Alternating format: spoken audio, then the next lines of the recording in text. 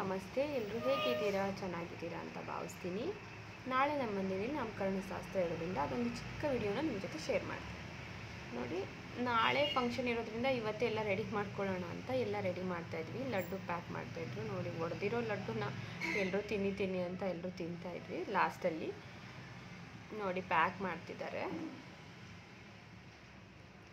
ಲಡ್ಡುನ pack ಮಾಡಿ ಇಟ್ಕೊಂಡ್ರೆ ನಾಳೆ ಈಸಿ ಆಗುತ್ತೆ ಅಂತ ನಾವು ಎಲ್ಲ ಪ್ಯಾಕ್ ಮಾಡ್ಕೊತಾ ಇದ್ವಿ.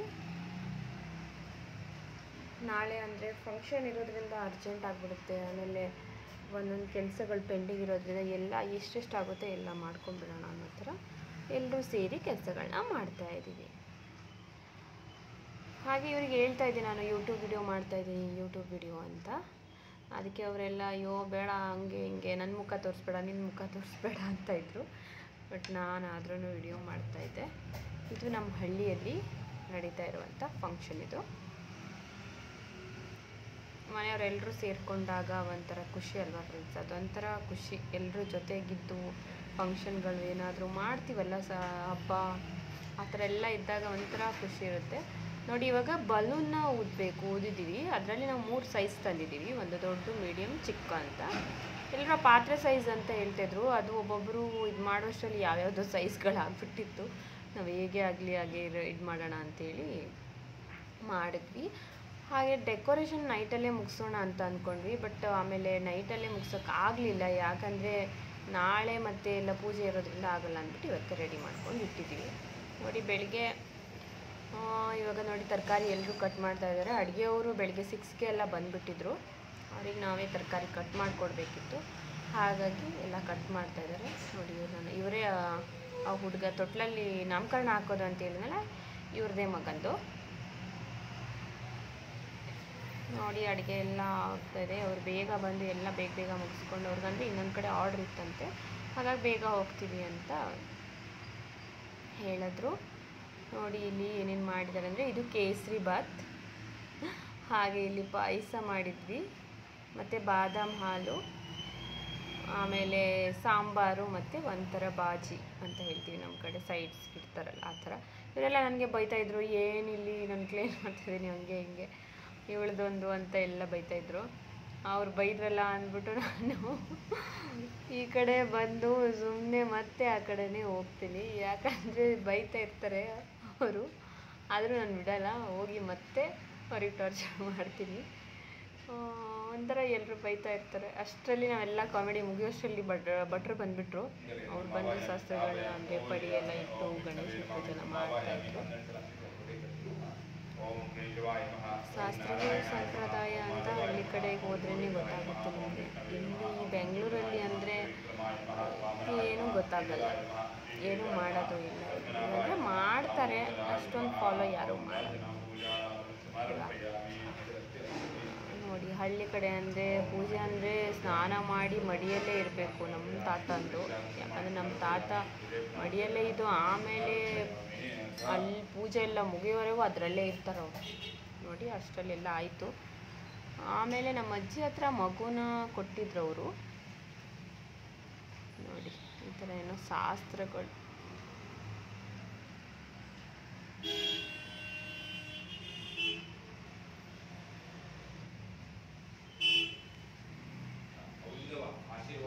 ಇವಾಗ ಅದು ಹೋಮ ಶಾಸ್ತ್ರ ಮಾಡ್ತಾಯಿದ್ರೆ, ಹೋಮ ಆಗ್ತಾಯಿದ್ರು. ಹೋಮ ಮಾಡಿ ಹೆಸರಿಡ್ಬೇಕಲ್ಲ.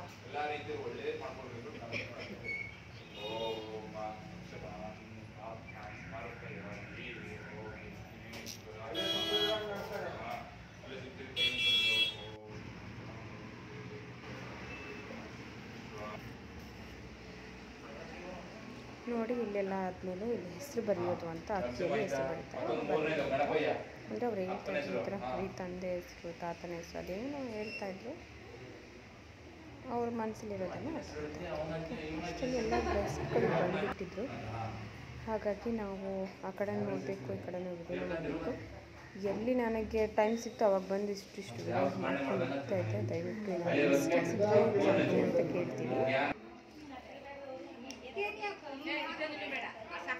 ಹಾಗೆ ನೋಡಿ ಅಷ್ಟರಲ್ಲಿ ಒಂದು ಶಾಸ್ತ್ರಗಳು ಮುಗ್ದೋಗ್ಬಿಟ್ಟಿತ್ತು. ಅಂದರೆ ಅದು ತೊಟ್ಲಿಂದ ಆ ಕಡೆ ಈ ಕಡೆ ಎಲ್ಲ ತೊಗೊಳ್ಳೋ ಶಾಸ್ತ್ರ ಇತ್ತು, ಅದೆಲ್ಲ ಮುಗ್ದೋಗ್ಬಿಟ್ಟಿತ್ತು. ನಾನು ಆಮೇಲೆ ಬಂದು ಜಾಯ್ನ್ ಆಗಿಬಿಟ್ಟೆ, ಅಂದರೆ ಸ್ವಲ್ಪ ವರ್ಕ್ ಇರೋದ್ರಿಂದ. ಆಮೇಲೆ ಬಂದು ನೋಡ್ತೀನಿ ಇದೆಲ್ಲ ಮುಗ್ದೋಗಿದೆ. ಅಷ್ಟರಲ್ಲಿ ಎಲ್ಲರೂ ಇಲ್ಲಿ ಅಂದರೆ ಮಗುನ ತೊಟ್ಲಲ್ಲಿ ಮಲಗ್ಸೋಕ್ಕೆ ನಮ್ಮ ಅತ್ತೆಯವರು, ಅಂದರೆ ಅದು ಮಗುನ ಕೆಳಗಡೆ ಅಂದರೆ ಏನು ಬೆಡ್ಶೀಟ್ ಏನಾದರೂ ಹಾಕ್ಬಿಟ್ಟು ಮಲಗಿಸಿ ಒಂದು ಸ್ವಲ್ಪ ತೂಗಬೇಕು ಅಂತ ಅದೇನು ಶಾಸ್ತ್ರ. ಅದು ನೋಡಿ ನಮ್ಮ ಅತ್ತೆಯವರು ಮತ್ತು ಅವ್ರು ಯಾರೋ ಗೊತ್ತಿಲ್ಲ, ಅವ್ರ ಕಸಿನ್ಸು ಅದನ್ನು ಮಗುನ ಹಾಕಿ ನೋಡಿ ಒಂದ್ಸಲ ಹೀಗೆ ನಮ್ಮ ಅತ್ತೆಯವರು ತೂಗ್ತಾರೆ.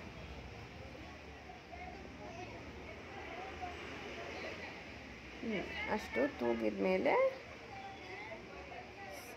ಅದೇನೋ ಶಾಸ್ತ್ರ ಮುಗೀತು ಅಂತ ಅಂದ್ಕೊತೀನಿ, ಗೊತ್ತಿಲ್ಲ. ತುಂಬ ಶಾಸ್ತ್ರಗಳಿರ್ತವೆ ಹಳ್ಳಿ ಅಂದಮೇಲೆ.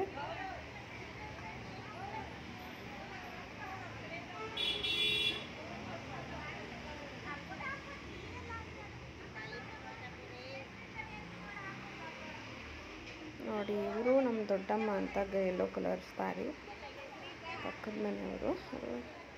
ಅವರು ಏನೋ ಹೇಳ್ತಾ ಇದ್ದಾರೆ, ಏನು ಅಂತ ಗೊತ್ತಾಗ್ತಿಲ್ಲ. ನಾನಂದರೆ ಜನರ ಮಧ್ಯದಲ್ಲಿ ಸಿಕ್ಕಾಕೊಂಡ್ಬಿಟ್ಟಿದ್ದೆ ಫ್ರೆಂಡ್ಸ್. ಅಲ್ಲಿಂದ ಸಂಧಿಯಲ್ಲಿ ಎಷ್ಟಾಯಿತು ಅಷ್ಟು ವೀಡಿಯೋನ ಕವರ್ ಮಾಡ್ತಾಯಿದ್ದೆ.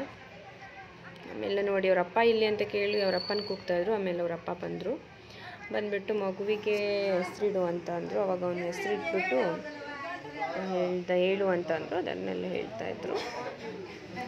ಆಮೇಲೆ ಅವ್ರು ಗಿಫ್ಟ್ ತಂದಿದ್ರು, ಅದನ್ನು ಹಾಕೋಕ್ಕೆ ಗಿಫ್ಟ್ ತಂದಿದ್ದಾರೆ.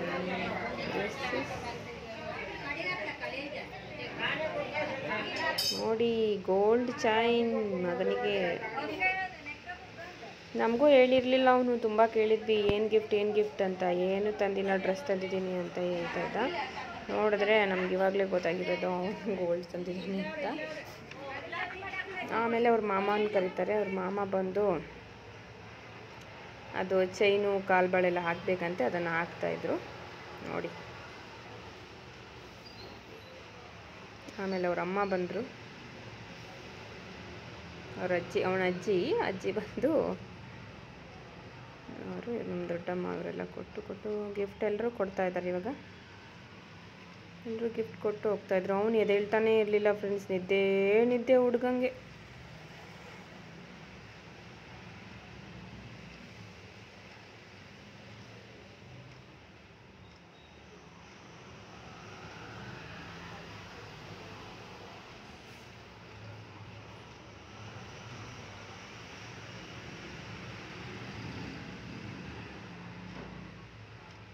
ನೋಡಿ ಗಿಫ್ಟೆಲ್ಲ ತೊಗೊಳಕ್ಕೆ ಎಷ್ಟು ಚೆನ್ನಾಗಿರುತ್ತಲ್ವಾ.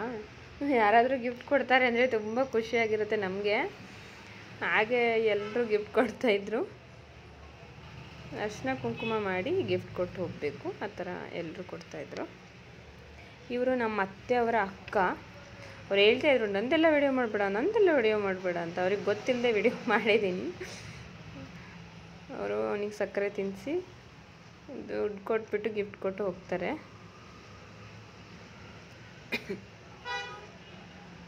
ಇವರು ನಮ್ಮ ಅತ್ತೆ ಅಂದರೆ ನಮ್ಮ ಪಕ್ಕದ ಮನೆಯವ್ರ ಅತ್ತೆ, ರಿಲೇಟಿವ್ಸೇ, ಬಟ್ ಅದೇ ಆ ಪಕ್ಕದ ಮನೆಯವರು.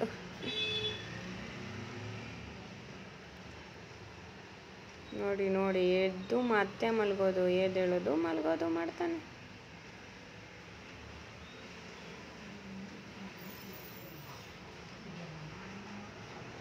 ಅವ್ರ ಅದಕ್ಕೆ ಅಲ್ಲಿ ಕೂತ್ಕೊಂಡು ಎಲ್ಲ ಯಾರ್ಯಾರು ಗಿಫ್ಟ್ ಕೊಡ್ತಾರೆ ಎಲ್ಲ ಎತ್ಕೊತಾ ಇದ್ರು ಅವರು.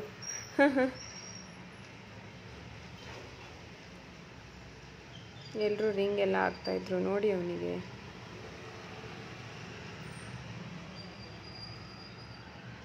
ನಾವು ಚಿಕ್ಕಿರುವಾಗ ನಮ್ಗೇನು ಮಾಡಿದ್ರು ಗೊತ್ತಿಲ್ಲ. ನೋಡಿ ಇವನಿಗೆ ಇವಾಗಿನ ಚಿಕ್ಕ ಮಕ್ಳಿಗೆ ಎಲ್ಲ ಗೊತ್ತಾಗುತ್ತೆ ರೀ. ಇನ್ನು ಅವರು 1 ವರ್ಷ ಹತ್ತದ್ರಾಗುವಾಗ ಎಲ್ಲ ತಿಳ್ಕೊಂಡಿರ್ತಾರೆ. ಏನು ಗಿಫ್ಟ್ ಕೊಟ್ಟಿದ್ಯಾ ನೀನು, ನನಗೆ ಆ ಗಿಫ್ಟ್ ಕೊಟ್ಟಿದ್ಯಾ, ಈ ಗಿಫ್ಟ್ ಕೊಟ್ಟಿದ್ಯಾ ಅಂತೆಲ್ಲ ಹೇಳ್ಬಿಡ್ತಾರೆ. ಆಮೇಲೆ ನೋಡಿ ಮಕ್ಕಳು ಬೇಗ ದೊಡ್ಡವರಾಗ್ತಾರೆ ರೀ. ಗೊತ್ತಿಲ್ಲ, ಮಕ್ಕಳು ಬೇಗ ಬೆಳವಣಿಗೆ ಅಂದರೆ ಒಂದೇನು ಗೊತ್ತಾ, ಇವಾಗಿನ ಫುಡ್ಡು ತುಂಬ ಇದಿದೆ. ಗೊತ್ತಿಲ್ಲ ಹೀರೋಯಿನ್ಸ್ಗಳ ಮಕ್ಕಳೆಲ್ಲ ಅದು ಹೆಂಗೆ ದೊಡ್ಡವರಾಗ್ತಾರೆ ಅಂತ ಅಲ್ವಾ. ಅಷ್ಟು ಬೇಗ ದೊಡ್ಡವರಾಗಿರ್ತಾರೆ, ಇಷ್ಟು ಬೇಗ ಓಡಾಡ್ತಾರೆ. ಇವಾಗ ಒಂದು 3-4 ಮಂತ್ಸಿಂದ ಡೆಲಿವರಿ ಆಗಿದೆ ಅಂದರೆ ಒಂದು 5-6 ಮಂತ್ಗೆಲ್ಲ ಅವ್ರು ನಡೆಯೋಕ್ಕೆ ಸ್ಟಾರ್ಟ್ ಮಾಡಿರ್ತಾರೆ. ನಮಗೆ ಶೋಕು ಇಷ್ಟು ಚೆನ್ನಾಗಿ ಬೆಳವಣಿಗೆ ಆಗಿದೆ ಮಕ್ಕಳದು ಅಂತ ಅನ್ಸುತ್ತೆ ನಮಗೆ. ಅಂದರೆ ನಮ್ಮ ಹಳ್ಳಿ ಕಡೆಯವ್ರದ್ದು ಸ್ವಲ್ಪ ಬೆಳವಣಿಗೆ ಆಗಲ್ಲ, ತಿನ್ನಲ್ಲ ಅಂತಲೇ ಬೈತಿರ್ತಾರೆ ಯಾವಾಗಲೂ. ಎಷ್ಟು ತಿಂದ್ರೂ ನಮ್ಮ ಹಳ್ಳಿ ಕಡೆಯವ್ರಿಗೆ ಸಾಕಾಗಲ್ಲ, ಅಂದರೆ ಬೈತಿರ್ತಾರೆ ತಿನ್ನಲ್ಲ ಅಂತ. ಅಂದರೆ ಬೆಟರ್ ಒನ್ ಏನು ಗೊತ್ತಾ, ಹಳ್ಳಿ ಕಡೆ ಇದ್ದಾಗ ಒಳ್ಳೆ ಫುಡ್ ತಿಂತೀವಿ ನಾವು. ಮನೆಯಲ್ಲೇ ಭತ್ತ ಬೆಳಿತೀವಿ, ಅಕ್ಕಿ ಮಾಡ್ಕೊತೀವಿ. ನಮ್ಮೂರ ಕಡೆ ಎಲ್ಲ ಫ್ರೆಂಡ್ಸ್ ನಮ್ಮದು ಬಾಯ್ಲ್ಡ್ ರೈಸು ಮತ್ತು ಮೀನು ಸಾಂಬಾರು. ಮನೆಗೆ ಹೋದರೆ ಮೀನು ಸಾಂಬಾರು ಮತ್ತು ಬಾಯ್ಲ್ಡ್ ರೈಸ್ ತಿಂತೀವಲ್ಲ, ತುಂಬ ಚೆನ್ನಾಗಿರುತ್ತೆ ಫ್ರೆಂಡ್ಸ್. ಮಿಸ್ ಮಾಡ್ಕೊತೀವಿ ಬೆಂಗಳೂರಲ್ಲಿ, ತುಂಬ ಮಿಸ್ ಮಾಡ್ಕೊತೀನಿ. ಹಳ್ಳಿಗೆ ಹೋದಾಗ ನಾನು ಯಾವಾಗಲೂ ಮನೆಗೆ ಹೋಗ್ತೀನಲ್ಲ, ಅವತ್ತು ನಾನು ಮೀನು ಬಂದರೆ ತೊಗೊಳ್ತೀನಿ. ಫಿಶ್ ಬಂದರೆ ಅವಳು ತೊಗೊಂಡು ಕೊಟ್ಟೆ ಹೋಗ್ತಾಳೆ. ನಾವು ಇದ್ದೀವಿ ಅಂತ ಗೊತ್ತಾದರೆ ಅವ್ರು ಬಂದು ಕೊಟ್ಟು ಹೋಗ್ತಾರೆ. ಬಟ್ ಅದು ಒಳ್ಳೆ ಫುಡ್ಡು ರೀ. ಇಲ್ಲೆಲ್ಲ ಯಾವಾಗ ತಂದಿಟ್ಟಿರ್ತಾರೋ ಗೊತ್ತಿರಲ್ಲ. ಬೆಂಗಳೂರಲ್ಲಿ ಯಾವ್ಯಾವಾಗೋ ತಿಂತೀವಿ. ಅದು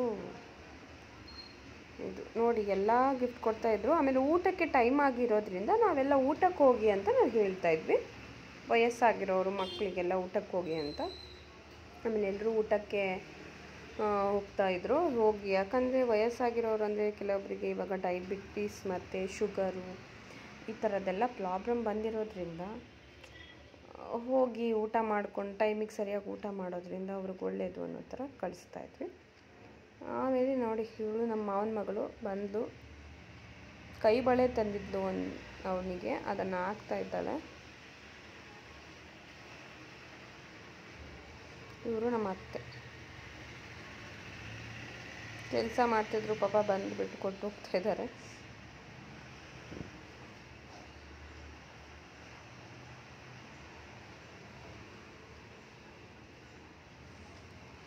ಫಂಕ್ಷನ್ ಅಂದಮೇಲೆ ಹಾಗೆ ಫ್ರೆಂಡ್ಸ್, ಜನಗಳಿಗೆ ನಾವಂದರೆ ನಮ್ಮ ರಿಲೇಟಿವ್ಸ್, ಈಗ ರಿಲೇಟಿವ್ಸ್ ಯಾರು ನಮ್ಮವರು ಅವರು ಇವರು ಅಂತಲ್ಲ, ರಿಲೇಟಿವ್ಸ್ ಬಂದಿದ್ದಾರೆ ಅಂದಾಗ ಅವರನ್ನು ನೋಡಬೇಕಲ್ಲ. ಅವರಿಗೆ ಏನು ಬೇಕೋ ಕುಡಿಯೋಕ್ಕೆ, ಊಟಕ್ಕೆ ಹಾಕಿರ್ತೀವಿ, ಅಲ್ಲಿ ನಿಂತ್ಕೊಂಡು ಅವ್ರಿಗೆ ಏನು ಬೇಕೆಲ್ಲ ಬಡಿಸೋದು ಮಾಡೋದು ಎಲ್ಲ ಮಾಡಬೇಕು.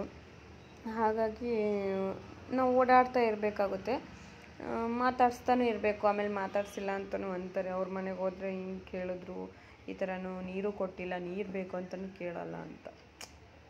ಜನಗಳಿಗೆ ಹೇಗೆ ಮಾಡಿದರೂ ಕಷ್ಟ ಅಲ್ವಾ? ಹಾಗೆ ಅದಕ್ಕೆ ನಾವು ಸ್ವಲ್ಪ ನೋಡ್ಕೊತಾ ಇದ್ವಿ.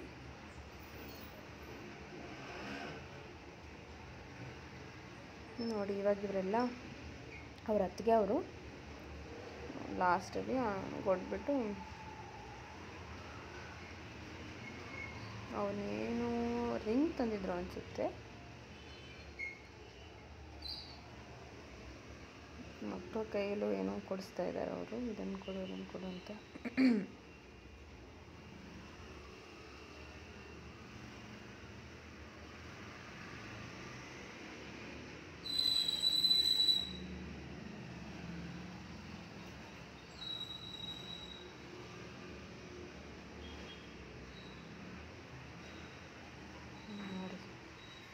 ಅವಳು ವೈಟ್ ಡ್ರೆಸ್ ಹಾಕ್ಕೊಂಡಿದ್ದಾರಲ್ಲ, ಅವರ ಅಂದರೆ ಇವ್ರ ಅಪ್ಪ ಇದ್ದಾನಲ್ಲ, ಈ ಹುಡುಗನ ಅಪ್ಪನ ತಂಗಿ ಅಂತೆ ಅವರು, ಅಂದರೆ ಚಿಕ್ಕಪ್ಪ ಮಗಳು. ಅವರು ನೀನು ತಂದಿದ್ರು, ಕೂತ್ಕೊಂಡ್ಬಿಟ್ಟೆಲ್ಲ ಹಾಕ್ಬಿಟ್ಟು ಹೋಗ್ತೀನಿ ಅಂತ ಕೂತ್ಕೊಂಡೆಲ್ಲ ಹಾಕ್ತಾಯಿದ್ರು.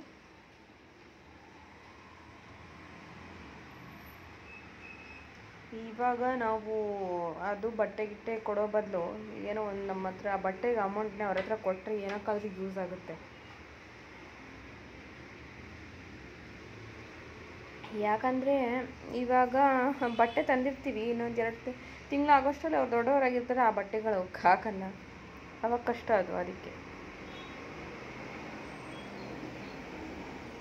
ಇದು ನಮ್ಮ ಕಡೆ ಶಾಸ್ತ್ರ. ಅಂದರೆ ಸ್ವಲ್ಪ ಎಲ್ಲ ವ್ಯವಸ್ಥೆ ಮಾಡೋಕ್ಕಾಗಲಿಲ್ಲ. ಹಳ್ಳಿ ಅಂದಮೇಲೆ ಸ್ವಲ್ಪ ಕೆಲಸಗಳಿರುತ್ತೆ, ಕೆಲಸ ಮಾಡಿಕೊಂಡು ಇವೆಲ್ಲ ಮಾಡೋದು ಸ್ವಲ್ಪ ಕಷ್ಟ ಆಯಿತು ನನಗೆ. ಬಟ್ ಆದ್ರೂ ಮಾಡಿದೆ. ಯಾಕಂದರೆ ಹಳ್ಳಿ ಅಂದಮೇಲೆ ಏನು ಗೊತ್ತಾ, ಕೆಲವೊಬ್ಬರಿಗೆ ಈ ಥರ ವೀಡಿಯೋಗಳು ಮಾಡ್ತೀವಿ ಅಂದರೆ ಗೊತ್ತಿರಲ್ಲ.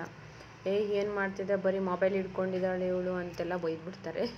ನಮ್ಮ ತಾತ ಅವರೆಲ್ಲ ಆದರೆ ಹಂಗೆ ಬೈದ್ಬಿಡ್ತಾರೆ. ಕೆಲವೊಬ್ರಿಗೆ ಗೊತ್ತಿರುತ್ತೆ, ಕೆಲವೊಬ್ರಿಗೆ ಗೊತ್ತಿರಲ್ಲ. ಹಾಗಾಗಿ ಗೊತ್ತಿರೋರಾದರೆ ಅರ್ಥ ಮಾಡ್ಕೊತಾರೆ, ಗೊತ್ತಿಲ್ಲದಿರೋರಾದರೆ ಪಾಪ ಅವ್ರಿಗೆ ಗೊತ್ತಾಗಲ್ಲ. ಏನು ಮಾಡ್ತೀರ? ಅಲ್ವಾ. ಅದಕ್ಕೆ ಇದೆ ನೋಡಿ, ಎಲ್ಲರೂ ಇಲ್ಲಿ ಕೂತಿದ್ದಾರೆ ಲಾಸ್ಟಲ್ಲಿ. ಇದು ನಮ್ಮನೆಯವರೆಲ್ಲ ಬಂದು ಊಟ ಮಾಡ್ಕೊಂಡು ಹೋದರು. Thank you for watching. Once again welcome to my YouTube channel. Subscribe ಮಾಡೋದನ್ನು ಮರಿಬೇಡಿ.